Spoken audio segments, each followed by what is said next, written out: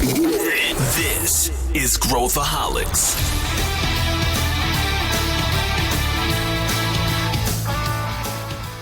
Olá pessoal, aqui é Pedro Weingärtner, esse é Growthaholics, o podcast para quem adora inovação e empreendedorismo, e este é o episódio 100 que a gente está gravando ao vivo pela primeira vez aqui, comemorando, né, esta rodada aí que a gente fez intensa, e hoje a gente vai relembrar algumas coisas, discutir assuntos que a gente já discutiu no passado, trazer aqui, tem vários convidados, montamos um modelo bem diferente de podcast para vocês, e a gente começa agora discutindo um pouquinho sobre o que aconteceu com a ACE desde aquela época, e eu queria chamar dois convidados, começando aqui, aquecendo os motores. Estou aqui com a Renata Sagradi e o Mike Einstein, dois personagens já do Growthaholics. Tudo bem, Rê? Tudo bem, Mike Zilla? Tudo bem, pessoal. E aí? Olá, pessoal. Tudo bom? Olá, bem-vindos ao episódio 100. 100 episódios. Vocês imaginavam 100 episódios, hein? É muitas vezes que eu apresentei esse podcast. Foram muitas vezes falando, olá, meu nome é Pedro Weingärtner.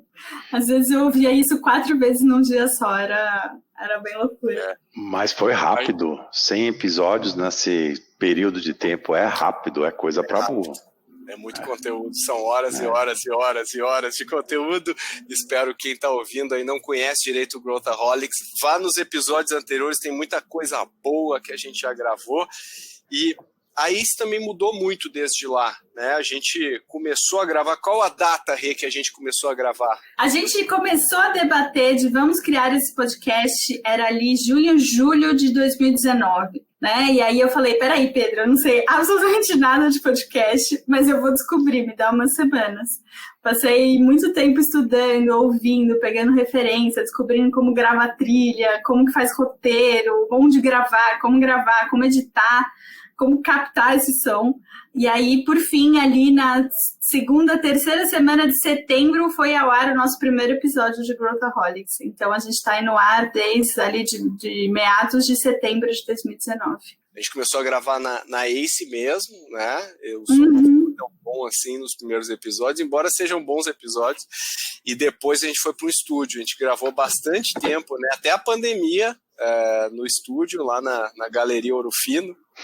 Sensacional. Né? Era um ótimo passeio, era ótimo. A gente passava um dia inteiro lá. Passava o dia inteiro. O Felipe fez até uma tatuagem num dia lá, depois do episódio Felipe Collins, mas isso ele vai contar. E o Pedro ia comprar os vinis dele ali, né? Cheio de vinil ali, a galeria inteira. Muito 10. Era muito legal. Depois a gente migrou para online, daí desde então a gente só faz online. Espero voltar, porque eu gosto muito dessa dinâmica da gente gravar ao vivo, assim, é muito legal. Flui diferente, né? Mas eu queria fazer agora um paralelo entre como a ACE estava lá em 2019, em setembro de 2019, para agora praticamente setembro de 2021. Quais são as principais diferenças na visão de vocês? Olha, muitas. A empresa cresceu consideravelmente em número de pessoas, em número de clientes atendidos, enfim. Acho que os números são bastante exponenciais, mas acho que mais que isso a gente enfrentou super bem uma pandemia, a gente se tornou super hiper digital e uma das coisas que é mais impactante para mim, principalmente, é ver que a gente tinha um escritório em São Paulo, onde era super hiper gostoso, onde a gente super interagia, e durante a pandemia a gente se virou digital first, e agora a gente tem Acers pelo Brasil inteiro. Então a gente expandiu territorialmente, né? Graças naquelas, mas graças a essa movimentação digital, assim, por exemplo, o time de marketing, a gente tem pessoas de vários estados. Eu acho que isso é um dos principais diferenciais, a gente conseguiu agregar pessoas, personalidades e talentos do Brasil inteiro. Acho que é legal a gente pensar assim que quase metade do time, né? Se metade do time tá remoto, né?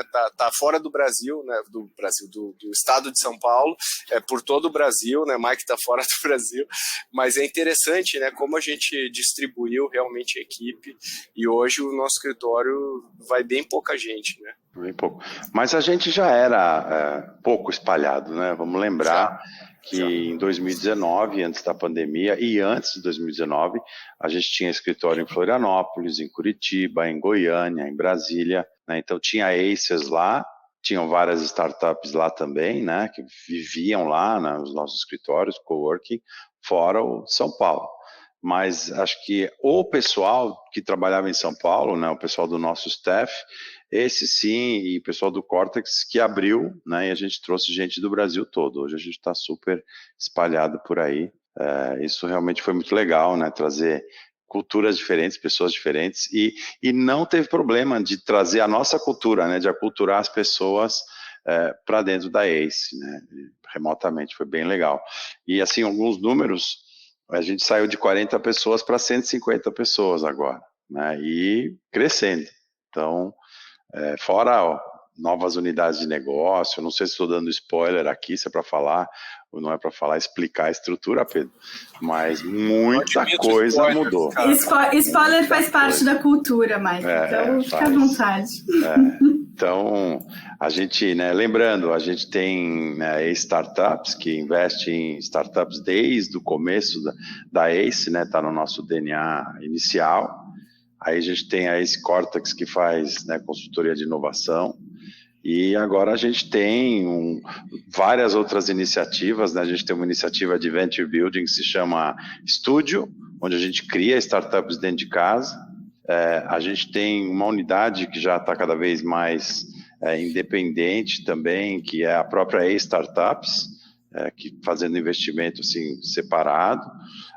E a gente tem iniciativas aí de 3 iniciativas que a gente criou, né? Uma corretora digital, a Zebra, né? O Future Dojo, que é a nossa joint venture com a Exame, e uma outra iniciativa que ainda está stealth mode aí em real estate, né? No imobiliário, que a gente vai contar em breve para vocês. Então, olha a quantidade de coisa que aconteceu, e em cada uma dessas unidades de negócio, milhares de coisas acontecendo. Foi realmente exponencial, como a Renata falou, e sensacional. Eu acho interessante, assim, perguntar para vocês acham que se a gente olhar para 2023, a gente vai estar mais diferente do que a gente estava em relação a 2019 ou parecido? É o mesmo grau de diferença? Vou eu primeiro. Óbvio que a gente vai estar mais diferente, porque se a gente olhar para 2016 era totalmente diferente, 2013 era totalmente diferente, então a gente não é para 3 anos, a cada 6 meses a gente está diferente, né? E agregando coisas, né? É assim que a gente trabalha. Então a gente vai estar bem diferente, algumas coisas já estão planejadas, né? E outras vão vir, outras oportunidades, porque a gente pega a oportunidade quando elas aparecem, né? Quando elas são boas. O que você acha, Renata? Super. Aqui a gente tem sempre um planejamento que é aquele planejamento pronto para ser derrubado. A cada momento a gente cria, a gente está muito conectado na movimentação de mercado e no que está acontecendo e agarra oportunidades. Então, a gente gosta de estar planejado, a gente gosta de fazer previsões, mas eu sempre acho que o futuro é bem imprevisível e a todo momento a gente está aí agarrando coisas novas. Todo mundo na ACE, eu sempre brinco, marketing sofre um pouquinho, todo mundo aqui na ACE é muito criativo, sempre inventa, sempre faz muitas conexões, muitos eventos, muitas ideias, muitas coisas, então o marketing também é uma eterna mudança aqui dentro, e eu acho que isso reflete muito da personalidade da própria empresa, né? Então, todo mundo é muito criativo, todo mundo é muito envolvente, todo mundo olha muito para frente, então é muito difícil falar, estaremos em tal ou tal lugar, mas acredito que a gente está crescendo sempre, eu acho que é a única constante. Mudando sempre, crescendo mais ainda também. Eu concordo. Eu acho que os movimentos que a gente começou em 2019, né, a gente executou em 2020, claro que a pandemia foi um curveball aí que veio. Pensa toda uma estratégia que derrubamos dentro de 2 semanas, a gente recriou e foi super ágil, foi um movimento emocionante. Tudo, a gente reposicionou produto, lançou produto e tal, mas assim, a estratégia essencialmente não mudou, é a mesma, a gente continua executando essa estratégia e eu acho que, né, pensando aquela coisa da curva exponencial, né, a gente começou a dar saltos, a gente está mais na metade da curva, os saltos são cada vez maiores, né, então acho que o que a gente vai ver agora em 2023 aí vai ser exponencialmente maior do que a gente tem, né.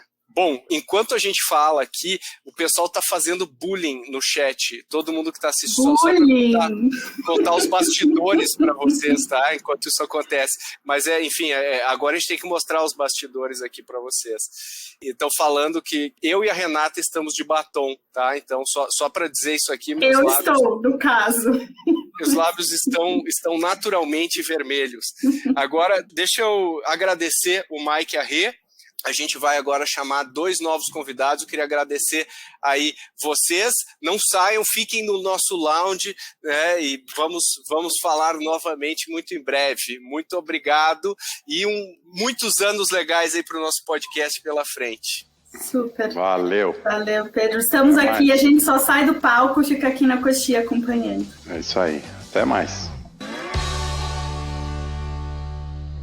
Boa! E agora a gente vai entrar nos conteúdos. A gente tem muitos conteúdos legais aqui que a gente falou ao longo desses 100 episódios.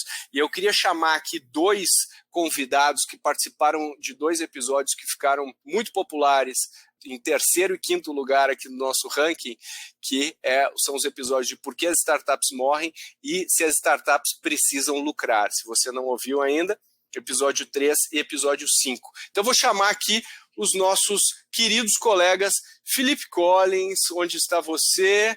Hello! Pedro Carneiro. E aí, pessoal? Tudo bem, pessoal?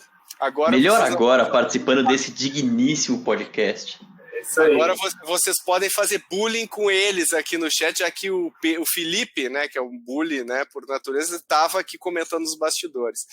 Então, esses 2 episódios que a gente comentou, que vocês estavam aí envolvidos, eu queria trazer aqui algumas questões que a gente discutiu bastante ao longo desses episódios. A primeira coisa, eu não sei se vocês se lembram, em 2019, quando a gente fez esse episódio, estava acontecendo a onda de IPOs do Uber, do Slack, do Zoom. O que aconteceu desde lá, Pedro? É interessante lembrar, né, porque hoje em dia esse episódio é mais atual do que nunca, né? Então a gente poderia montar um novo, falando só trocando os nomes, e agora são IPO da Melius, da Enjoei e de vários outros players, e aqui no Brasil, né? A gente estava falando de IPOs lá fora, de empresas que não lucravam, né? E a pergunta que a gente estava tentando responder é: uma startup precisa dar lucro para poder fazer o IPO? E agora a gente vê um pouco do resultado da Uber lá na Bolsa, a gente vê VTEX, vê várias outras empresas também entrando na Bolsa, e acho que o que a gente tinha diagnosticado lá na época só intensificou, né? A pandemia também acelerou um pouquinho desse processo, mas agora a gente está vendo o que a gente via de realidade lá nos Estados Unidos, lá em Nasdaq, a gente vê bastante coisa parecida aqui no Brasil. Chegou, né? Aqui, total. O que você acha, Felipe? Eu estou comprado com a tese de Pedro Carneiro, como sempre, né? Como geralmente concordo com o Pedro Carneiro, com as suas decisões muito mais embasadas do que as minhas.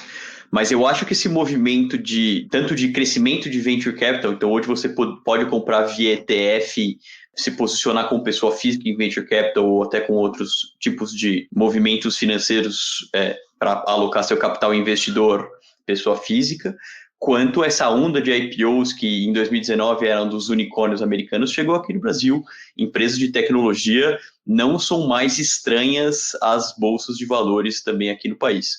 Então eu acho que é um movimento que seguirá se intensificando. A gente vai continuar vendo mais empresa tech tendo bom resultado, mais empresa tech abrindo capital porque dá liquidez ao investidor de venture capital.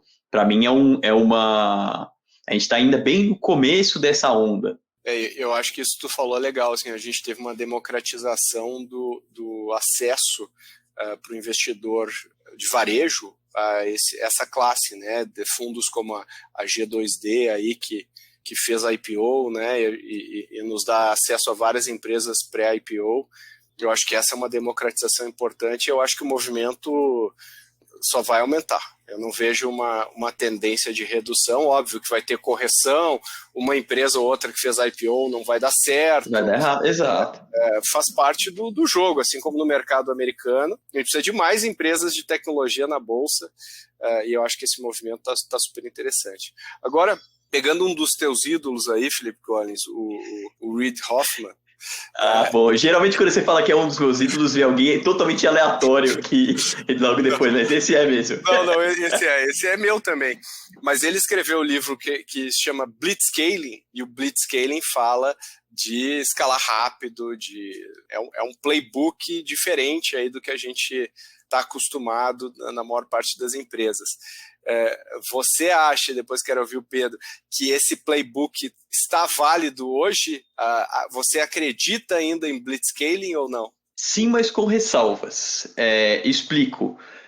Acreditar em Blitzscaling, ou seja, você injetar capital numa companhia e comprar o crescimento dela até ela ter o tamanho suficiente para virar a chave e se tornar profitable, eu acho que é um ângulo interessante. Entretanto, esse Blitzscaling tem ficado mais difícil, porque com mais liquidez de dinheiro de investidor no mercado, mais investidor está aportando em startup, mais startup está competindo pelos mesmos canais, especialmente porque a gente está falando de mídia paga, ou de canais onde você tem um CAC mais alto.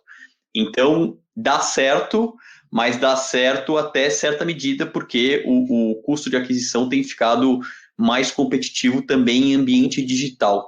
E não é para todo mundo, não é todo mercado. Tem muita empresa que tentou fazer blitzscaling e falhou miseravelmente porque as premissas fundamentais do negócio não estavam bem colocadas, mas a gente viu ao longo desses 2 anos algumas companhias que fizeram essa estratégia de crescimento agressivo, de você injetar dinheiro e crescer de maneira acelerada, meio que atropelando as coisas. Você viu esse movimento funcionar ao longo dessas 2 temporadas. Eu acho que talvez cada vez mais cérebro vai ganhar mais o jogo do que dinheiro, mas não dá para você falar que é uma iniciativa falida para todo mundo. Vai dar certo, mas talvez para menos pessoas do que deu certo até então.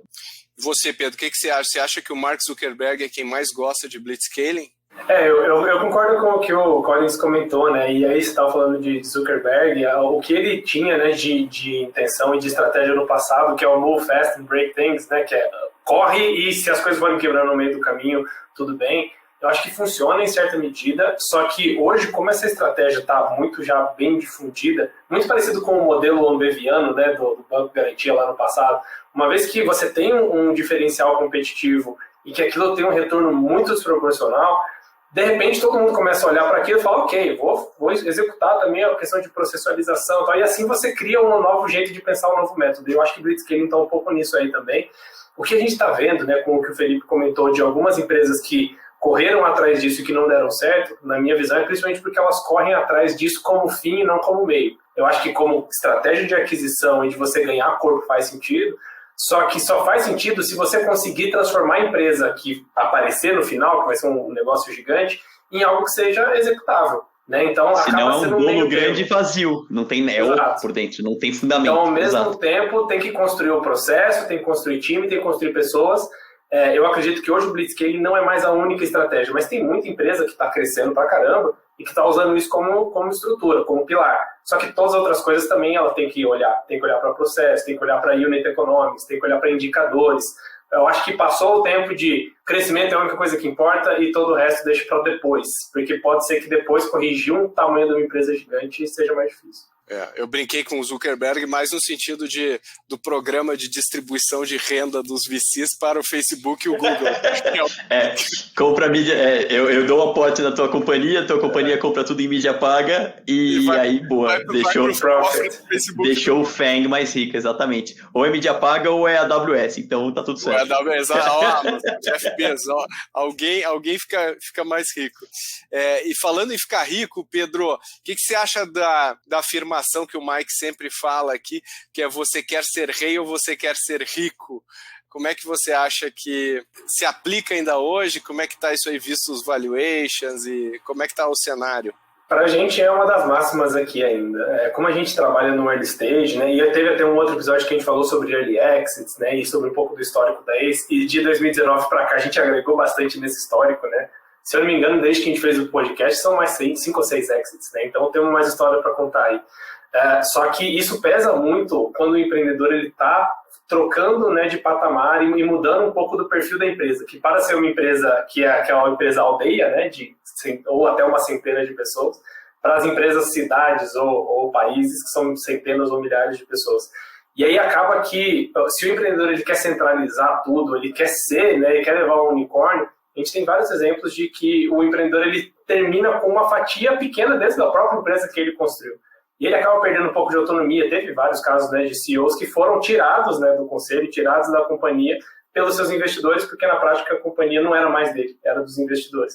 E acho que é um conflito que todo empreendedor precisa passar e que a gente coloca isso na mesa de uma forma super clara, e muitas vezes para o empreendedor vale mais a pena ele entregar controle e vender a empresa e falar, olha, me resolvi, do que o cara ser rei e querer levar a empresa para um IPO, por exemplo. Nem sempre faz sentido. Eu acho que vai muito do tipo de negócio também. Tem negócio que você tem espaço para fazer, para tentar, né, não necessariamente fazer mais um negócio de 9 dígitos ou bilionário, ou sei lá, para você ser rei. E tem muitos negócios que é mais inteligente você fazer uma saída antecipada. E antecipada, a gente está falando aqui, o ticket de M&A mais comum no Brasil varia ainda entre 30 e 50 milhões de reais e nunca esteve tão líquido o mercado. Então, nunca teve tanto volume de aquisições, porque empresa de tecnologia entrando em bolsa de valores, capitaliza, se ela capitaliza, ela tem grana para comprar outras empresas de tecnologia, que já é uma coisa que ela está mais acostumada, e isso faz com que a gente consiga também prover retorno aos investidores e aos empreendedores logo no começo. E aí, quem era uma empresa que não tinha área de M&A, não tinha área de corporate venture, passou a olhar com mais diligência para esse mercado e também trazer isso como uma ferramenta de abrir nova linha de receita, melhor eficiência operacional e etc. Então, nunca foi tão líquido o mercado de fusões e aquisições em tech e modo geral aqui no país. E eu estou achando ótimo que esse podcast é ao vivo e tem câmera, porque eu posso gesticular e as pessoas entendem. Então, eu estou achando sensacional. Pensando aqui, a gente está falando de abundância de capital, né? Não só em M&A, mas também em VC, né? A gente está vendo recordes. Vocês acham que a fonte vai secar na visão de vocês, ou que a gente continua na mesma toada aí pelos próximos 100 episódios? Bom, deixa eu abrir essa daqui. Bom, eu acho que tudo, a longo prazo, ele vai tender a se equilibrar, né? A gente, da nossa visão aqui, pelo menos está passando por um momento de alta em que o nosso trabalho aqui como VC está cada vez mais difícil. Ou seja, a competição em encontrar bons deals está cada vez mais apertada. Só que o que significa, né, para as startups? É engraçado que a gente não viu um aumento muito grande da taxa de sucesso das startups. Pelo contrário, a taxa de mortalidade tem aumentado, porque hoje mais ideias e mais PowerPoints estão recebendo dinheiro do que nunca. Então, quando você tira o problema de dinheiro da mesa, o que acontece? Todas as outras coisas acontecem, né? Então, isso só mostrou um pouco mais de como que é a realidade de uma empresa e que, na maioria das vezes, ela não morre porque falta caixa. Ela morre por outros fatores que levam à falta de caixa. Então, falta caixa é só a morte cerebral ali, morte do bolso. É o diagnóstico, né? Mas não é a causa. Isso, exato. E aí quando já está velha moribunda, já acabou. É isso. E aí a gente pensa que vai ter muita empresa que vai receber bastante dinheiro e que em condições normais de temperatura e pressão receberia menos ou não receberia, e esses caras também têm mais chance de morrer lá na frente. Isso vai diminuir um pouquinho o apetite dos investidores, ou gente que estava investindo na pessoa física vai começar a ficar com um certo receio, porque ele fez poucas apostas e tal, e aí a gente deve voltar num equilíbrio. Mas quanto tempo isso pode demorar, não faço ideia. Eu acho que Venture Capital como classe de ativo tende a continuar ganhando atenção. Diversificação de investimento, tal do financial deepening que o pessoal do BTG Pactual sempre fala, você tentar achar novas formas de monetizar o teu capital, e isso vai continuar acontecendo.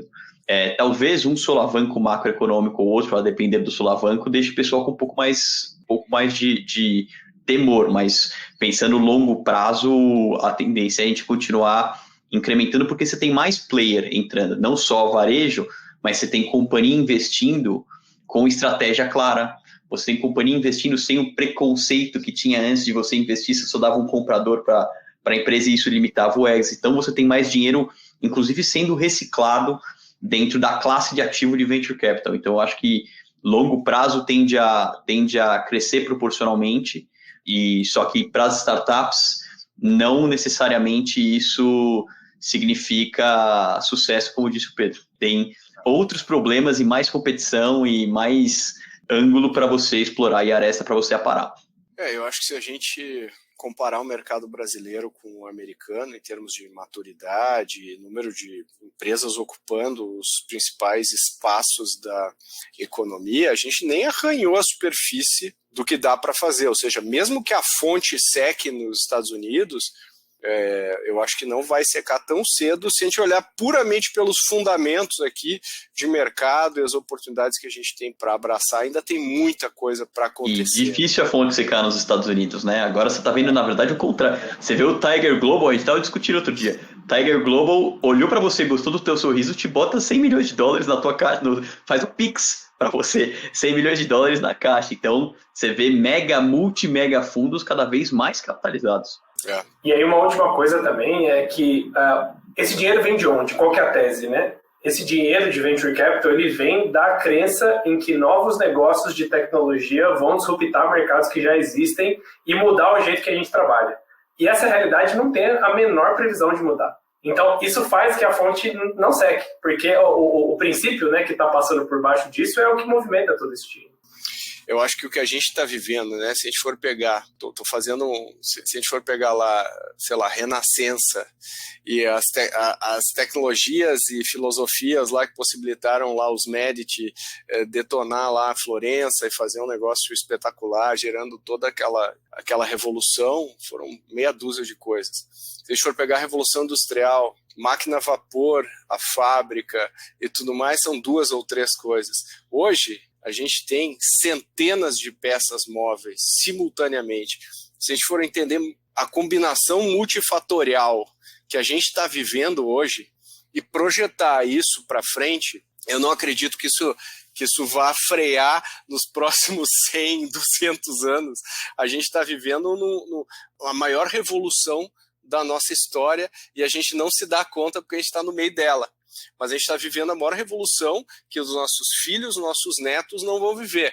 Aí se a gente olhar em VC, se a gente está começando a jornada, você acha que o financiamento de oportunidades vai? Não, a gente está recém começando. A gente nem viu ainda, né, o que dá para fazer com carro autônomo, o que dá para fazer com foguete, o que dá para fazer com tudo isso aí, com inteligência artificial, os robozinhos do Boston Dynamics lá. Boston Dynamics. Foram comprados pela Hyundai, aliás. Já são inteligentes. Eles não são inteligentes. Eles não. Aquelas dancinhas. Eles só são amedrontadores. As dancinhas são programadas no robô.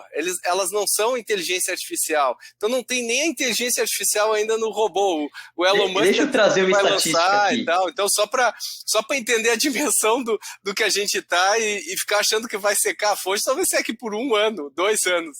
Mas definitivamente não está nem perto da revolução. Vai lá. A gente estava estudando na Dojo o impacto de tecnologia no futuro do trabalho.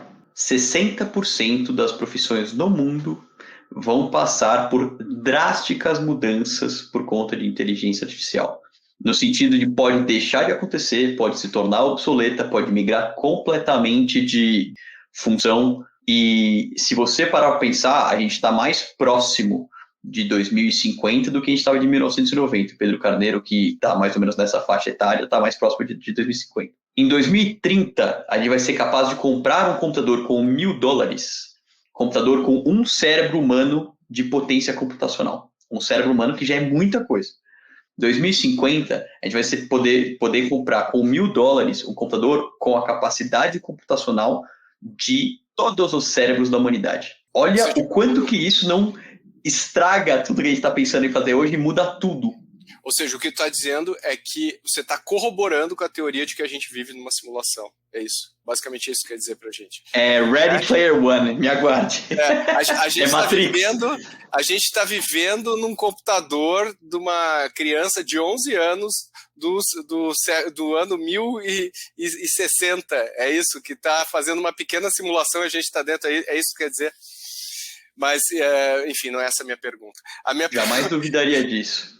Mas olha o quanto isso não disrupta tudo. Total. Advogado demorava semanas para fazer uma pesquisa de premissas e, como é que eles chamam? Jurisprudência. Agora são minutos. Olha o quanto que não dá de ângulo para você criar negócios que vão promover disrupção nos negócios existentes.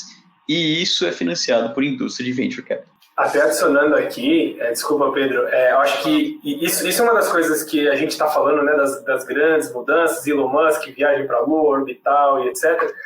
E a gente tem que pensar também como foi a disrupção da era da internet, que era um negócio altamente tecnológico também, e que a tecnologia que os militares usavam por si só, por mais que seja super desenvolvida e interessante, etc., não tinha um impacto real, que é mais ou menos o que a gente está vendo hoje com as tecnologias, né?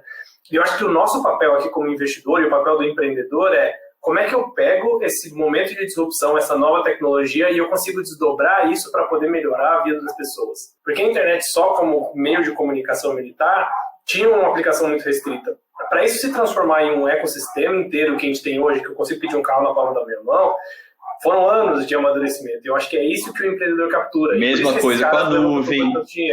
Mesma coisa com a nuvem, era servidor para você hospedar as fotos da sua família que não cabiam no álbum de família, e hoje roda a internet inteira ali. Então, a gente ainda não viu o impacto nem de cripto e blockchain, nem de inteligência artificial, nem dessas tecnologias altamente disruptivas como layer básico, como hoje é o Wi-Fi. A primeira coisa que você chega, Wi-Fi ou computação na nuvem ou qualquer coisa do tipo, que é a primeira coisa que você faz quando você chega em qualquer lugar, antes de ver se tem água, você vê se tem tomada e Wi-Fi, já virou direito básico praticamente. Então, esses avanços tecnológicos, com o tempo, vão se tornar tão fundamentais quanto. Claro que tem alguns que podem flopar no meio do caminho ou ficarem obsoletos antes de verem a luz do dia, mas no compêndio geral é por aí. Eu acho que a gente nem falou de genética, nem falou de várias coisas aí que a gente está, né? Então, assim, muita coisa vai acontecer. E falando nisso, fizeram uma pergunta aqui para ti, Felipe, aqui no chat, se o seu microfone, que tu comprou esse microfone vermelho, foi no SBT. Aqui, isso é o bullying rolando pesado, só reforçando aqui. Parece algo que o Luke Skywalker usaria, né? Microfone gamer, eu comprei especialmente para esse podcast, que teve um podcast que eu gravei, não estava satisfeito com a qualidade do som da minha voz entrando nos seus ouvidos, e eu fui lá e comprei um microfone gamer com luzes e tudo mais. Não, tua voz está perfeita, Felipe. Quer dizer, o som que está saindo pela tua voz continua igual. Agora, a última pergunta para vocês, daqui a 100 episódios, não vamos tão longe agora, a gente estava lá no Minority Report, vamos voltar aqui para 2023. O que vai ser de diferente? Que cenários vão mudar na visão de vocês? Bom, acho que olhando, né, nos dois pontos que a gente comentou aqui, de startup e do cenário de investimento aqui no Brasil, principalmente, eu acho que vai passar por um processo de amadurecimento que a gente já está vivendo hoje, né? E necessariamente esse processo de amadurecimento vai matar algumas empresas. Isso é uma das coisas que a gente já precisa se preparar de antemão, porque isso não significa que a bolha estourou. Eu imagino que a gente vai ver algumas notícias assim, falando, acabou, a bolha estourou, os IPOs de tech, agora já era. E a gente tem que entender que, como a gente está falando em capital de risco... Propagandas no pre-roll do YouTube. É isso. Onde investir, clique aqui, arrasta para cima, porque aí tem as duas conjunções, né, das pessoas físicas, né, e das pequenas empresas entrando mais nesse mundo de tecnologia e de venture capital, e do outro lado, o jogo sendo o jogo que ele sempre foi, com a taxa de mortalidade alta, com a taxa de fail rate alto. Então essas são as coisas que eu imagino que a gente deve ver. O primeiro, uma grande assustada do mercado, mas startup morre? Eu posso perder 100% do meu dinheiro? Como assim? Né? Não, então, não é só aparecer na capa da revista e eu botar e colocar no LinkedIn que sou investidor. Eu não posso colocar e ganhar milhões de dólares. E levantar 10 milhões de dólares e pagar o meu salário. Eu preciso dar certo também? Como é que funciona isso? Né? Então, acho que a gente vai ver um certo atrito aqui de expectativa, porque está todo mundo entrando nesse barco, e eu acho que isso é positivo para o ecossistema. Mas quem sabe fazer direito, quem tem track record, quem tem método, fica. E vai continuar. Né? E vai continuar ganhando dinheiro, vai continuar tendo sucesso, vai continuar vendendo empresa. Então, essa é a expectativa, assim, é um processo normal de amadurecimento, né, de todo o mercado. Eu estou bem em linha com o que diz o Carneiro. Eu adicionaria um elemento aqui, que é a mão de obra tecnológica no país, que é uma competição ferrenha e está cada vez mais ferrenha, e por lei de oferta e demanda está ficando cara. Então, você vê bons projetos formando, mas ainda assim a gente tem uma expectativa de déficit de 300 a 400 mil profissionais de tecnologia até o final de 2024. Não então, só tecnologia, né, Felipe? Não só tecnologia. Áreas correlatas a empresas de tecnologia. Então, não é só dev. Como que a gente pode resolver esse problema, Felipe? Você tem alguma empresa que você recomende que... Claramente, eu não puxei isso sob fins de colocar Feature Dojo na pauta, mas é que são temas aos quais a gente correlaciona. A gente, na verdade, Dojo está nos outros 95%. A gente não ensina a parte técnica, a gente ensina toda a parte de skills humanas e de skills intelectuais, mesmo que tem menos data de validade e fatalmente não vão se tornar datilografia, uma vez que você vai poder chegar daqui a 30 anos, chegar e falar, eu quero que você code isso, uma inteligência artificial vai conseguir. Mas até lá, tem muito Ctrl+C, Ctrl+C do GitHub, tô brincando aqui, gente, mas tem muito código para ser colocado, tem muito área de marketing, área de produto, etc., e a competição vai aumentar, porque com pandemia, câmbio e etc., você tem talentos brasileiros operando com empresas de fora. E essa competição tende a ficar cada vez mais global. Então, vou na linha do Carneiro, só vai continuar crescendo, tem mais corporate entrando no jogo das startups, então isso vai aquecer o mercado, porque corporate tem aprendido a trabalhar com empresa também aqui no país, tem aprendido a trabalhar com startup, e se torna tanto mais uma alternativa de saída, quanto uma alternativa de financiamento mesmo, de mais um outro cheque de outro lugar, mas, de novo, jogo de alto risco, jogo que vai movimentar bastante carteiras e montanha-russa de emoções. Então, a minha perspectiva é que você vai depender cada vez menos para começar um negócio, vai ser cada vez mais fácil começar um negócio digital.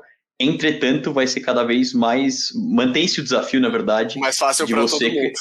É mais fácil para todo mundo, diminui a barreira de entrada, logo é mais difícil para todo mundo. Então, essa é mais ou menos a minha leitura aqui. Boa. Eu acho que é excelente. Eu acho que a única coisa que a gente tem certeza, né, Pedro, se o pessoal começar a anunciar bolha, começar a secar a fonte e tal, essa é a hora de dobrar os investimentos. Exato. Falou que tech tá ruim, compra. A gente ainda tem muitos e muitos anos pela frente. Agora, queria agradecer os dois participantes aqui. Muito obrigado, abrilhantaram e atualizaram as informações para os nossos ouvintes e agora... Como é? Telespectadores também, a gente fala isso ou é muito velho?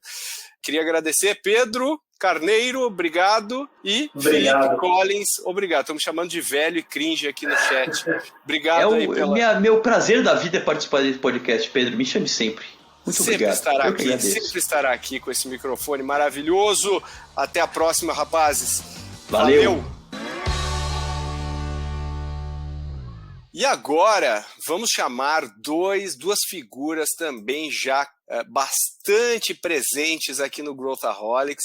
Queria chamar aqui, que representam 2 episódios amados, que é o LG Lima e Milena Fonseca. Para quem não tem vídeo, os dois estão lindíssimos, estão elegantes, estão de cabelo cortado, estão maravilhosos. Tudo bem? Como estão? Não, a LG cortou o cabelo só para vir hoje nessa live. Eu tô assim...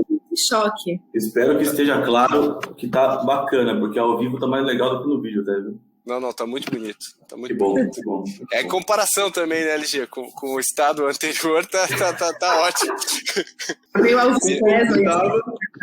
A Milena falou que parece o Elvis Presley, não entendi nada Parece. Não no final da carreira, né? Mas no apogeu da sua carreira. Bom, LG e Milena, as duas lideranças à frente da Ace Cortex, nossa empresa de inovação que teve uma revolução aí desde 2019, muita coisa aconteceu boa, né? Só antes da gente começar aqui nossos 2 episódios, quais foram de maneira muito rápida, que as principais mudanças do Cortex desde do episódio 1 em setembro de 2019? A gente cresceu bastante, né? Se a gente for puxar do episódio 1, o Cortex estava aí com 20, 25 pessoas. Hoje a gente já tem quase 80 pessoas só na estrutura do Cortex, atuando com várias empresas. A gente quadruplicou, o número de clientes? Foi quadruplicou, né? Acho que foi. A gente estava com, naquela época, em torno de uns 35, 40. Hoje a gente está com 127. Isso. Então, a gente tem crescido bastante aí. A gente teve toda uma reformulação de estrutura. A gente criou toda uma estrutura de back-office aí, uma oferta bem focada e integrada em transformação de grandes empresas. Então, temos crescido bastante. Muito legal. E hoje o Cortex trabalha com BL, né? Build and Launch, que é a gente colocar projetos na rua, e no Build versus Buy a gente fazer o Build. A gente trabalha aí com a parte de Corporate Venture, que é uma coisa que a gente evoluiu muito, né, nesses 2 anos, e transformação digital, né, que é uma parte super importante também, aí altamente demandada e com uma abordagem completamente diferente, né, LG, do que o mercado opera, né? Se tu fosse mapear assim, o que é diferente, o que tu diria?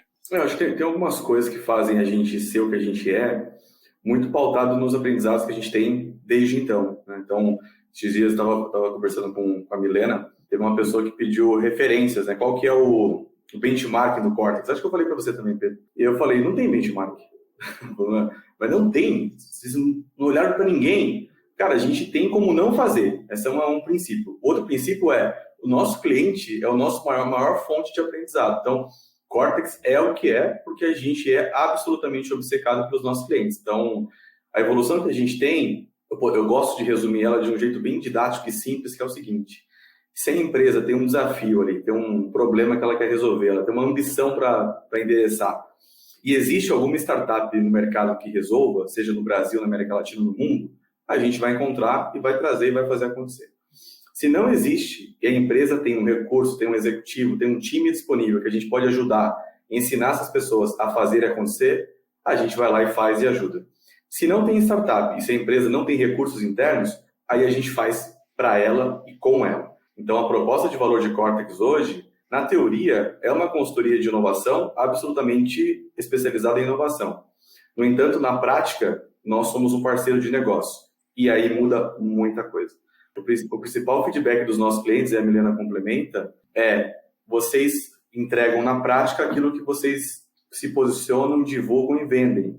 Que é, o que significa ser um parceiro de negócio? Significa se comprometer com as entregas, com os resultados, com as trincheiras. Então, diria para você que hoje nosso maior diferencial é fazer aquilo que a gente fala e, acima de tudo, entregar resultados. O que você acha, Mi? Eu acho que indo um nível além, né? O que gera um diferencial muito grande quando a gente olha para o Cortex no final do projeto, eu não quero te entregar um PPT que você depois vai implementar, vai sofrer ou vai ficar dependente da consultoria para sempre. Eu quero que você seja teu sócio.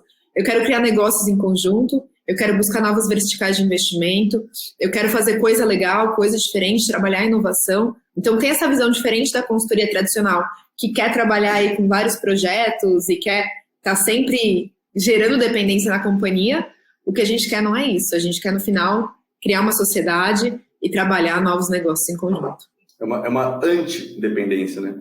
E esse é um ponto interessante, porque a gente falou, tem um episódio do podcast, que eu não lembro o número dele, mas que a gente falou de um artigo nosso que viralizou, que foi a diferença das consultorias 2D para 3D, que é como o Cortex se posiciona, né? E eu não sei se a gente falou aqui, Pedro, se você quiser, a gente fala de onde surgiu a inspiração do 3D. Fala aí. Acho que vale a pena, né? A gente estava estudando muito, né? Especialmente aqui a Milena e eu, a gente estava falando, quando a gente traz a perspectiva de Cortex como consultoria de inovação, a gente entra numa caixinha ali que o mercado entende como consultoria, que é o que ela é desde as últimas décadas. E a gente estava exatamente nesse discurso que a Milena acabou de dizer. A gente vai além, a gente pode ser sócio dos nossos clientes, a gente faz muitas coisas diferentes na prática, né? A gente entrega na prática. E tem um vídeo do Steve Jobs muito, muito, muito interessante e curioso também. Se eu não me engano, ele está no MIT, e aí fazem perguntas para ele e ele responde. E uma das perguntas foi mais ou menos assim: Steve, o que você acha das consulting firms? Né? Ele falou o nome de uma consultoria lá que eu não vou falar aqui agora. Se alguém quiser, depois procura lá no YouTube. Mas é uma dessas bem tradicionais. Ele fala, olha... Quer falar, Pedro? Não, eu falo que a gente vai botar depois nas notas aí do episódio. Então, esse vídeo é bem interessante. Aí o Steve Jobs, ele pensa assim, tá? Ele fala, olha, pessoal, eu sou vegetariano, então eu não vou dar nenhum exemplo de carne aqui, eu vou dar o exemplo de uma banana. Ele começa a falar da banana, de alguns quadros na parede e tal, mas ele resume falando o seguinte, essas consultorias tradicionais, elas são 2D. Então elas podem fazer um bom diagnóstico para você e elas vão te entregar um plano, e aí a Milena estava dizendo isso há pouco, com letras pequenininhas, slides bonitos, dá um tapinha nas suas costas e fala, olha, give your jumps, né? Se vira, dá seus pulos aí, agora é contigo, não tenho nenhum compromisso com a execução desse negócio e principalmente com a entrega. Aí a gente falou, pô, se o Steve Jobs teve essa visão naquele momento e o que a gente está fazendo aqui é exatamente isso, por que não se beneficiar dessa licença poética que ele trouxe de consultoria 2D? E a gente falou, então, se elas são as 2D, nós somos 3D, porque a gente não só faz um belo de um diagnóstico, mas principalmente estratégia de planejamento, que complementa com um plano de execução, de operação, com skin in the game, que faz toda a mágica acontecer. Muito bom, muito bom. Eu acho que essa introdução é legal porque, mostra uma super evolução intelectual e de execução, né, que a gente teve. E tem 2 episódios amados aqui pelos nossos ouvintes, né, o Cliente no Centro, que um é o episódio que fala toda empresa pode usar OKRs, foi o segundo episódio mais amado pelos ouvintes, o episódio 13, e o episódio 21, o que as empresas inovadoras têm em comum, que ficou em 4º lugar. Eu queria começar aqui, né, sobre os OKRs. Né, a nossa visão sobre OKRs mudou desde o início lá, a gente estava recém no início, né, o que mudou alguma coisa da tua opinião, da tua percepção? Eu adoro esse episódio, eu gosto muito da visão que o Marcelo Furtado traz, né, de, poxa, mais do que você se apegar ao método, você tem que ter medições constantes, medições rápidas e conseguir acompanhar teus KPIs, além do que é o tradicional, né, uma organização tradicional que acompanha isso uma vez ao ano, chega no fim do ano, você precisa apurar as metas, você nem lembra quais são os OKRs que você definiu no começo do ano. E eu gosto muito de como isso se cruza com o momento que a gente viveu ano passado e ainda está vivendo esse ano, né? Ano passado a gente teve joga tudo para o alto, não temos mais previsão de nada, todas as empresas passaram por isso. Agora a gente precisa acompanhar constantemente para ver quais são as tendências do nosso negócio, como que a gente replica as metas, como que a gente adapta as metas. Então, o que eu vejo é que a gente começou a entrar num mundo um pouco mais ágil, sem necessariamente precisar de metodologias ágeis, sem necessariamente precisar de OKRs. E as empresas, aos poucos, foram entendendo o que é essa questão do mindset que o Marcelo falava tanto durante o próprio podcast, né? Um ponto que, por exemplo, na ACE a gente implementou, toda semana a gente olha nossos indicadores. Todas as semanas eu bato com o meu time de operações e falo, o que tá ruim, o que tá bom, qual que é o plano, como que a gente vai bater, porque a gente teve um momento de muita incerteza. Então, metodologias que antes eram aplicadas para cenários de extrema incerteza passam a ser aplicadas no business as usual. E eu gosto muito de como elas estão sofrendo movimentações para conseguirem se adequar ao negócio e não o negócio se adequar à metodologia. Olha que interessante isso que a Mi falou, né? Demais. Que metodologia de tempo de guerra sendo usada para tempo de paz. Exato, só que não existe mais tempo de paz, é uma ilusão. Ainda mais com os ciclos de guerra. Se a gente tem negócio atingindo essa maturidade em 30, 20 dias, como que a gente pode falar de ciclo de paz, né? Mas olha como isso se conecta com a introdução que você fez aqui, Pedro, com o Mike e a Renata, que a gente está falando nisso numa esfera muito creme de la creme, né? Porque se a gente olhar a massa das empresas, é bem possível que muitas pessoas nem entendam do que a gente está falando aqui, porque eles continuam naquele mundo pós-evolução industrial, no modelo tradicional, como sempre foi. É verdade, é verdade. E falando em tempo de paz e tempo de guerra, né, me revolta um pouco o estômago falar esse termo, mas a gente saiu de 2019, aí fomos para 2020, teve a pandemia, e aí, pessoal, né, qual o termo que surgiu? o novo normal. E que saco.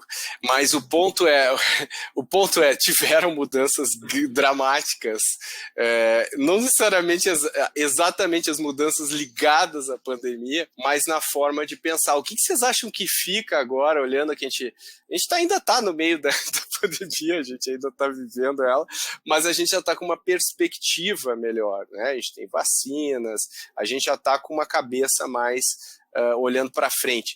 O que mudou nas decisões tomadas, na execução, nos projetos? O que mudou no mundo da inovação com tudo isso? Eu acho que a gente está ainda em mudança. Acho que não mudou realmente de fato. Acho que não dá para afirmar ainda. Talvez o nosso episódio número 200, talvez sim. Mas como ainda é muito recente, eu acho que dá para aproveitar desse processo de mudança foi o empurrão. A Renata usou essa expressão que kind of, né? Mais ou menos foi bom o que aconteceu, porque a gente fez um monte de outras coisas que a gente não faria no modelo normal. Então, acho que dá para a gente trazer esse conceito aqui também. Por exemplo, a gente teve uma frase bem impactante do CEO da TIM no Brasil, em um dos momentos ali da primeira onda do Covid, que ele falou, olha, pessoal, vou ser aqui super transparente com vocês. Eu tinha tecnologia disponível na empresa, eu tinha projetos disponíveis na empresa que eu não tinha executado relacionados com o home office, trabalhar de casa, porque eu não acreditava que funcionava e eu não tinha uma tomada de decisão favorável a isso. E o que eu precisei fazer quando estourou a pandemia no Brasil? Em uma semana eu coloquei a empresa toda trabalhando de casa. Então, acho que esse é um bom exemplo e ele é bem didático para entender que muitas iniciativas, muitos projetos, muitos sonhos, muitos desejos, muitas necessidades dos executivos que estavam na gaveta foram tirados da gaveta naquele momento. O que a gente está vendo hoje é um desejo maior, um desejo realmente genuíno maior, um interesse maior em fazer a coisa acontecer, em inovar, em aprender a se relacionar com as startups, eventualmente até investir, comprar, fazer o M&A. Então, o mindset, o modelo mental, o entendimento do contexto de mundo é algo que a gente se beneficiou muito na cabeça do executivo, que a gente estava, aqui no caso da ICE, desde 2014, 2015, batendo na tecla de que as empresas precisavam passar por um processo de transformação digital. E a gente estava falando, e aí era praticamente só a gente falando. Quando veio o ano passado, um dos principais termos buscados no Google foi transformação digital. Então a gente se beneficiou um pouco dessa história, onde o nosso discurso, um tanto quanto futurista, porém no presente, ele ganhou mais voz, ele ganhou mais atenção e ele ganhou mais energia também do executivo. Uma coisa que eu gosto bastante é da frase do Mike Tyson que fala: todo mundo tem um plano até levar um soco na cara, né? Acho que todo mundo levou um soco na cara no passado. E eu gosto muito de como as empresas começam a se organizar. Eu concordo com a LG, a mudança não é completa. A gente fala que uma mudança cultural de verdade demora aí de 3 a 7 anos, a depender do tamanho da empresa, né? Uma empresa de médio de porte, 3 anos. Uma empresa gigantesca, multinacional, vai demorar ali de 5 a 7 anos. E eu gosto bastante como alguns dos nossos clientes começaram ao invés de pensar em iniciativas pulverizadas de inovação, a pensar numa estratégia. E como essas estratégias estão mais voltadas para qual que é a tendência do meu cliente, não o que eu faço hoje vezes 2, mas o que eu vejo que o meu cliente está buscando, quais são as tendências de comportamento e mais, como que eu planejo o amanhã pensando em depois de amanhã e não pensando no hoje. Então é uma tendência legal que se inicia e deve se consolidar nos próximos anos, talvez no episódio 200, concordo com a LG, que mudou bastante, né, após esse período que a gente viveu. E sabe uma coisa que dá para falar também, Mi? Aquela história de que para a gente é sempre um desafio. Nosso dia a dia aqui é muito com o C-Level, né? Com o CEO, com o VP, com o diretor, que é o tomador de decisão para investir nos projetos de inovação. Para a gente, o que dá para perceber, até a Milena falou, me despertou falar sobre isso também, que é a cultura do mundo corporativo tradicional é da perfeição. Então, tudo que vai fazer tem que estar perfeito, lança o produto quando ele está perfeito, faz tudo quando está muito, muito bom. E aí, o ano passado, especialmente na primeira onda, muitas empresas precisaram testar, experimentar, por exemplo, colocar o WhatsApp na mão do vendedor, colocar o e-commerce no ar em uma semana. Então, esses artefatos, eventualmente, dessa cultura de inovação, ou esses indícios de que a empresa estava se movendo a experimentar mais como as startups fazem, e a gente aprende a inovar com e como startups, dá para a gente trazer também como um aprendizado de que, pelo menos, entrou ali um pedacinho de de provocação, né, Mi? Na cabeça do executivo de que ele precisa aprender a implementar uma cultura de experimentação se ele quiser inovar realmente. Perfeito. Eu acho muito interessante o que a Milena falou, aquela coisa da inovação por checklist, né? Tipo, estou fazendo, tem um programa com startups, check, tem um negócio, check. Virou uma coisa um pouco mais programática, mais associada ao negócio mesmo, à estratégia da empresa. Eu acho que essa é uma tendência importante, acho que várias empresas tiveram que parar para pensar. E esse ato de parar para pensar deflagrou uma série de outras reflexões, né? Então, acho que eu concordo com vocês, acho que ainda está acontecendo, né? O fenômeno ainda está acontecendo e a gente vai começar a ver nos próximos, sei lá, um ano, quem são os verdadeiros vencedores, né? Eu acho que vai ficar mais claro agora. Você lembra que a nossa pesquisa aí, esse Innovation Survey, um dos aprendizados que a gente teve lá foi qual é o maior medo do profissional de inovação, do gerente, do head, do diretor? O maior medo, naquele momento, era ser mandado embora. E não por uma questão circunstancial, que era só por conta do Covid, mas sim porque esse profissional, até aquele exato momento, ele basicamente era o exército de uma pessoa só na empresa, em muitas empresas. Ele chegava lá e fazia, olha, gente, tem que inovar, tem que aproximar as startups. Dá para criar novos canais aqui, dá para testar novos modelos de negócio, dá para criar novos negócios e novas categorias e mercados adjacentes. Ele ficava falando aquilo e não ecoava tanto, não tinha tanta atenção.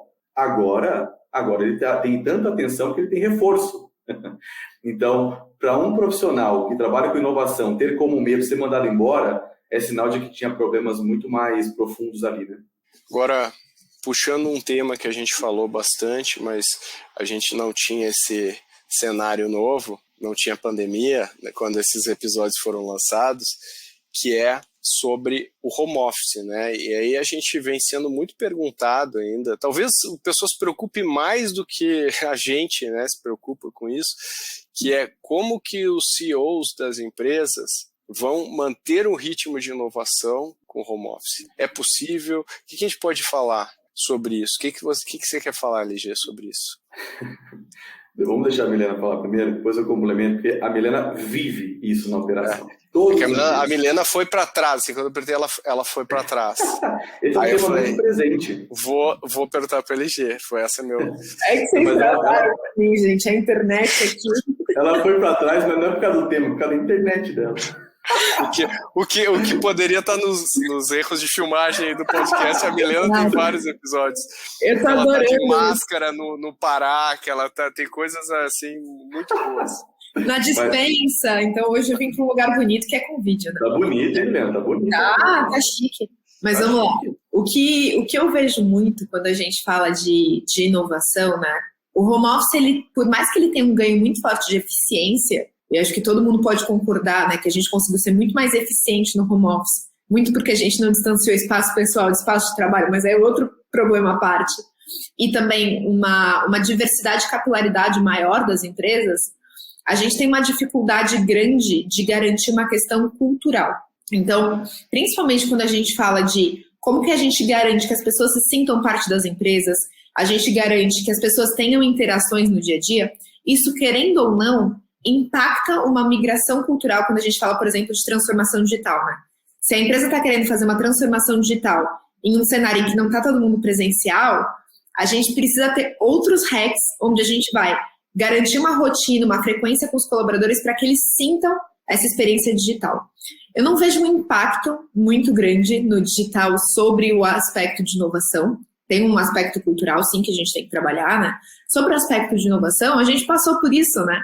A gente aqui dentro do Cortex está aí há mais de 1 ano e meio atuando com clientes de todo o Brasil e a gente conseguiu fazer coisas que a gente pensava 3 anos atrás que a gente jamais conseguiria fazer. Poxa, nem imaginava, né, Mi? Nem imaginava, né? Exato, vamos rodar um projeto full-time com pessoas de todos os polos da empresa global. A gente tem alguns projetos globais de alguns clientes nossos, em que a gente tem galera do Japão, galera da China, Portugal, México, Argentina.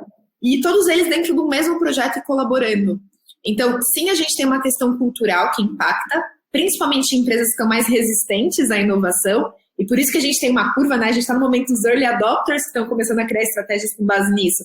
Mas a gente tem ainda aí 80% das empresas que vão precisar se adequar, mas a gente tem um ganho muito grande em diversidade de pensamentos, em escalabilidade das soluções, e a gente começa a ver uma abertura maior das empresas para testar também, principalmente porque a gente não tem aquele clima de rotina. Quando você entra na empresa, você vai para a sua cadeira, você já pensa, meu trabalho é esse, minha rotina é essa, é isso que eu vou fazer. Quando você começa a ter uma rotina mais flexível, você também começa a pensar de forma mais flexível, né?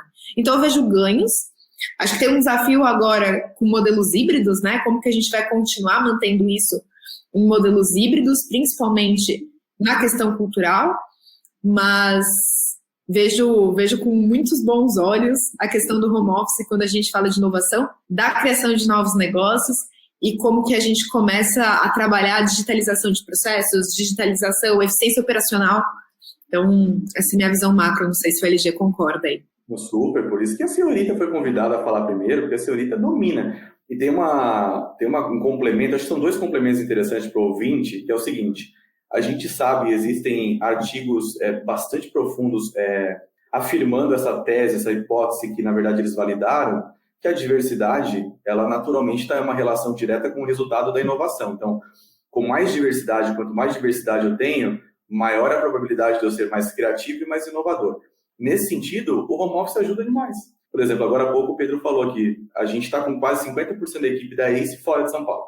A gente tem gente de Recife, tem gente do Rio, tem gente de Goiânia, tem gente de Curitiba, tem gente de Florianópolis, tem gente do Brasil inteiro. Os nossos clientes também. A gente tem gente da Espanha, né? Que estava lá na Espanha. Tem gente que está na França agora e trabalhando junto com a gente. Então. Exato, tem gente. Então, bem lembrado, minha. A gente tem gente na Europa. A gente pode falar que aí a gente já é internacional, mas seria gol de mão, na verdade. Mas, então, a gente tem a galera espalhada aqui na ACE. Os nossos clientes também estão experimentando isso. E é interessante, Pedro, porque o ano passado, especialmente no final do ano, né, Mi? No final do ano passado, a gente conquistou 37 clientes, se não me engano, quase 40 clientes. E era muito comum os clientes chegarem e falar assim: mas vocês vão conseguir entregar online isso, pessoal? Vocês têm certeza que vocês garantem o que vocês estão fazendo? Hoje em dia já diminuiu, mas ainda tem. Essa semana aconteceu comigo. Estava numa reunião de diretoria, aí um dos diretores falou assim: tá, entendi tudo, beleza, cara, assim, os cases de vocês vendem mais do que vocês. Agora, vocês vão fazer isso online? Vocês têm certeza disso? Falei, cara, a gente está fazendo 100% online desde março do ano passado. Isso porque a ACE, como princípio, ela já nasceu digital first.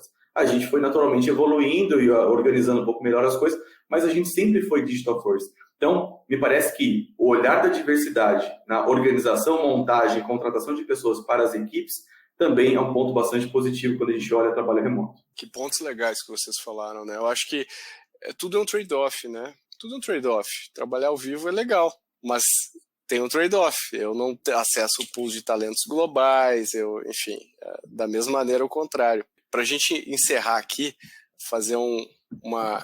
Eu não vou fazer a pergunta do episódio 100, eu vou fazer uma outra. Porque o nosso episódio número 1, mais baixado do nosso podcast, foi o número 1 do podcast também. Que o título era Episódio com Post-it Funciona? Workshop de Post-it Funciona. Workshop de Post-it Funciona. E a gente estava sendo inundado, né, por aqueles sprints e tudo mais. E aí, Milena, agora fazendo o workshop de post-its virtuais, funciona? Continuo com a mesma posição daquele podcast gravado dentro da ACE sem cortes. Eu acho que o workshop ele não tem que ser o fim e sim o meio, né? Não funciona se você não tirar uma ação de fato factível, com métricas mensuráveis, com prazos responsáveis daquilo. Vai funcionar se você de fato conseguir construir algo que vá permear e vá gerar valor para o negócio pós-workshop. Então, da mesma forma como eu posso usar um rabisco no papel, eu posso usar um workshop de post-it virtual e vivo miro, como a Renata está falando aqui no nosso chat, mas não é o fim, é o meio. E esse é um bom recado, né, Pedro? Acho que vale reforçar aqui, dado que a gente está acabando aqui o bloco, a gente vive aquilo que a gente prega, pratica mesmo aquilo que a gente acredita. Tecnologia é meio, não é fim, assim como metodologia é meio, não é fim. LG, Milena, Pedro, o que é melhor? Design Thinking, Scrum? Galera, existem mais de 70 metodologias de inovação mapeadas. Metodologia é tão meio quanto tecnologia não é o fim. Assim vale para o workshop e vale para todas as outras coisas. Não, isso sem considerar que a cada semana surge uma nova metodologia aqui, né? Exato. Então surgem novas metodologias, novas formas. Então, esses dias a gente estava na nossa comunidade aqui na ACE, e aí uma pessoa pediu dicas lá, indicações de cursos e tal, e o Pedro fez uma provocação que é, você quer saber ferramentas ou os conceitos, né, o que te dá base, quais são os embasamentos que você vai ter. E aí teve uma certa discussão ali, e o fundamento da discussão era, não é muito melhor primeiro você aprender os fundamentos do raciocínio crítico e profundo e depois entender quais são as melhores técnicas, metodologias, ferramentas que você pode utilizar para praticar? Então, esse é um bom modelo mental quando a gente fala em inovação também. E se você me permite, Pedro, acho que tem uma outra coisa que não tinha naquela época e tem hoje, que vale a pena a gente destacar aqui, é que nós temos na Milena a primeira partner mulher da ACE e COO de Cortex. Esse é um ponto importante para a gente destacar também. É isso aí. E desempenhando aí de maneira espetacular, né? Arrebentando. É isso aí. Muito bem lembrado. Eu acho que agora, eu acho que esses pontos aí são super importantes para a gente refletir. Eu tenho certeza que quem está nos ouvindo aqui está dando uma chacoalhada mental, tirando a poeira dos paradigmas que a gente tinha antigamente. E queria agradecer vocês dois novamente aí pelos milhares de episódios que vocês dois já gravaram.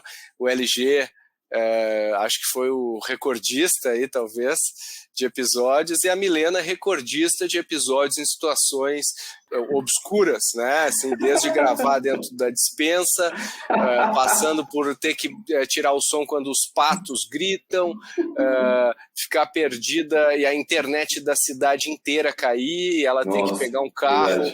Loucura. Enfim, a Milena tem o maior número de aventuras do Growthaholics até hoje, é a participação da Mimi. Podcasts gravados das estradas do Piauí até Canaã dos Carajás, numa cozinha no Pará, até numa despensa. Então, contem comigo para mais podcasts inusitados. Espero que mais tenham vídeos para eles verem nossas situações bizarras quando a gente grava. Vida de nômade digital. Obrigado aí, LG. Obrigado, Mi. Valeu. Obrigada, Pedro. Mega prazer. Até. Bom, olha só, que legal, a gente fez uma viagem aí no tempo, recuperamos episódios. Se vocês querem ouvir esses dois episódios que a gente está mencionando aqui, um episódio 13, toda empresa pode usar OKRs, e o outro episódio 21, o que as empresas inovadoras têm em comum. E o episódio número 1, que é o primeiro episódio de todos do podcast, é o mais ouvido, acho que por uma razão até de tempo, né, desde que foi lançado, que é o workshop com post-it funciona. E até hoje o pessoal comenta desse episódio. A gente está indo aqui para o final desse nosso episódio especial aqui, e eu queria agradecer agora a você. Você que está aqui nos ouvindo, nos vendo e acompanhou toda a trajetória do Growthaholics. Eu conheço pessoas que acompanham a gente desde o início. Recebo mensagens, recebo e-mails de pessoas do país inteiro, até de fora do país, que acompanham o podcast, tiram insights, dão dicas, sugerem pautas. A gente sempre gosta de falar com vocês e ouvir vocês. E por isso mesmo eu quero anunciar uma novidade aqui, um canal novo, isso mesmo, onde você, ouvinte, pode falar diretamente com a equipe do podcast. Então, basta mandar e-mail para podcast@goace.vc, goace.vc, e a gente vai receber e vai responder o seu e-mail com muito carinho. Para a gente encerrar aqui com chave de ouro, a Babi, eu vou chamar a Babi agora, vou quebrar o protocolo. Vem aqui, Babi, aparece, Babi. Olha, eu não estava nem preparada. A Babi aqui por trás das câmeras, ela é nossa produtora, ela que faz a roda girar aqui, monta nossos roteiros e faz acontecer. Não só a Babi, mas ao longo da nossa história também tivemos aí a Renata participando ativamente das pautas, o nosso querido Tiago, aí fazendo também várias pautas, e hoje Babi encarando esse desafio. Queria te agradecer aqui pessoalmente, Babi, e você fez especialmente uma coisa para os nossos espectadores aqui, né, Babi? Conta pra gente o que você quer mostrar aqui pra gente. Fiz um compilado das belas coisas que você fala por trás das câmeras, que tem uma coleção muito maior do que essa que eu selecionei, mas eu quis deixar breve. No próximo, quem sabe o episódio 200 a gente bota mais. Boa. Se você quer ouvir mais erros de gravação, mande mensagem para podcast@goace.vc. Então vai lá, Babi, toca. É a Babi que recebe, inclusive. Então, toca aí os nossos erros de gravação aí para quem está ouvindo. Toco. Pode falar mais aí, depois o Thiago edita e corta as minhas bobagens. Será que a Terra é redonda? Melão. Vocês gostam de Dá melão? pra gente fazer o podcast mastigando? Fica chato a gente mastigar no podcast? Vamos lá. Ok. Pronto, postura. Miguel, postura. Amy Cuddy, power pose. Será que a vacina não é... Será que tem um chip? Tem que questionar o status quo, Pedro. Boa. Só não vale indicar filme ruim, ou vale também? Vale tudo. Congelou pra tia Diane, Pedro? Congelou. Sim. Congelou, mas eu tô ouvindo vocês. Tipo, tá normal. Então, a gente tá te ouvindo, então, continua falando. Eu acho que isso foi só o vídeo. Não, mas eu parei. Era ali mesmo que acabava. Ah, entendi. Tá bom. Será que o QAnon lá não é verdadeiro? Que tem um ring de pessoas? Vai lá, quero ver. Ai, que medo. Eu vou até pôr aqui assim. Não, aí não. Aqui não, porque pode, aparece na tela. Não tem problema. Tá bom, então eu vou continuar. Tá muito engraçado esse teu bico. Parece que tu tá assobiando.